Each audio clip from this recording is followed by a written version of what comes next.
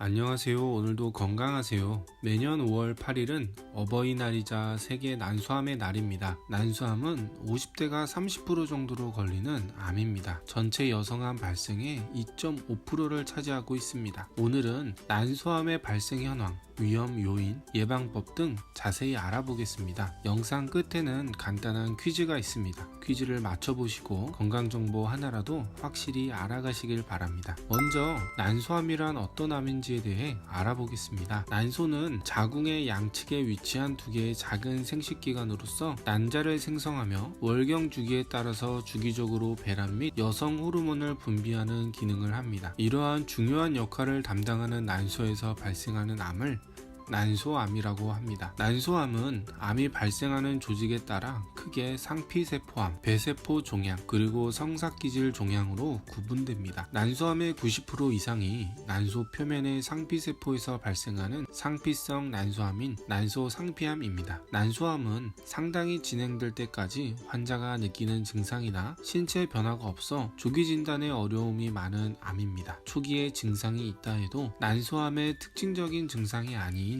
복부 팽만감, 월경 불순, 변비, 빈뇨 등 애매하고 비특이적인 증상이 대부분입니다. 난소암은 얼마나 많이 발생하고 있을까요? 2019년도에 발표된 중앙암 등록본부 자료에 의하면 2017년에 우리나라에서는 23만 2,255건의 암이 새로이 발생했는데 그중 난소암은 2,702건으로 전체 암 발생의 1.2%, 전체 여성암 발생의 2.5%를 차지했습니다. 연령대로 보면 50%가 28.5%로 가장 많았고 40대가 22%, 60대가 17.1%의 순이었습니다. 보통 나이가 많은 여성분에게 많이 발생합니다. 난소암은 어떤 사람에게 잘 생길까요? 난소암의 정확한 원인은 알려져 있지 않지만 여러 연구를 통해 보고되고 있는 난소암의 위험 요인은 다음과 같습니다. 첫 번째, 배란입니다. 가장 유력한 위험 요인입니다. 일생에서 배란기가 많은 경우는 그렇지 않은 경우에 비해 난소암의 발생 위험을 높입니다. 예를 들면 초경 연령이 어리고 폐경 연령이 늦을수록, 그리고 임신 횟수가 적을수록 난소암의 위험도가 증가합니다. 두 번째, 유전 요인입니다. 난소암의 5에서 10%만이 유전적 성격을 갖고 있습니다. 유전자의 돌연변이 및 이상 변화가 있을 경우 난소암의 위험도가 증가하며 특히 자매나 어머니가 난소암에 걸린 경우는 그렇지 않은 경우에 비해 난소암에 걸릴 확률이 더 높아지는 것으로 알려져 있습니다. 세 번째, 유방암, 자궁 내막암 또는 대장암을 경험한 사람입니다. 네 번째로 환경적 요인입니다. 성면, 활석, 방사선 동위원소에 노출된 경우도 난소암의 발생과 관계가 있습니다. 성면이나 활석의 경우는 분말 입자가 자궁, 난관을 통해 복강 내에서 복막 자극을 일으켜 난소암을 유발하는 것으로 추정되고 있습니다. 그렇다면 난소암의 예방법은 무엇이 있을까요? 일반적으로 난소암을 진단받으면 유전자 검사를 받습니다. 난소상피암 환자의 10에서 14%에서 유전자 돌연변이가 발견되며 이 경우 딸, 아들, 형제, 자매에게 유전자 검사를 시행합니다. 가족에서 유전자 돌연변이가 발견될 확률은 50%이며 이러한 돌연변이를 보유하고 있는 경우 유방암, 난소암뿐만 아니라 대장암, 자궁 내막암, 췌장암, 피부암 등이 증가하는 것으로 알려져 있습니다. 돌연변이를 보유하는 등 난소암의 발병 위험도가 높은 경우에는 위험 감소 난소 난관 절제술을 시행하거나 예방적 난관 절제술을 시행하여 난소암의 발병을 줄일 수 있습니다. 경구 피임약의 장기 복용이 난소 상피암의 예방 효과를 나타낸다는 것은 사실이지만 경구 피임약의 복용으로 인해 유방암 발생 위험이 증가하는 등 부작용이 있을 수 있으므로 반드시 전문의와의 상담을 통해 경구 피임약 복용의 장단점을 이해하고 처방에 따라 복용해야 합니다. 퀴즈입니다. 난소암이 가장 많이 발생한 연령대는 언제가 제일 많을까요?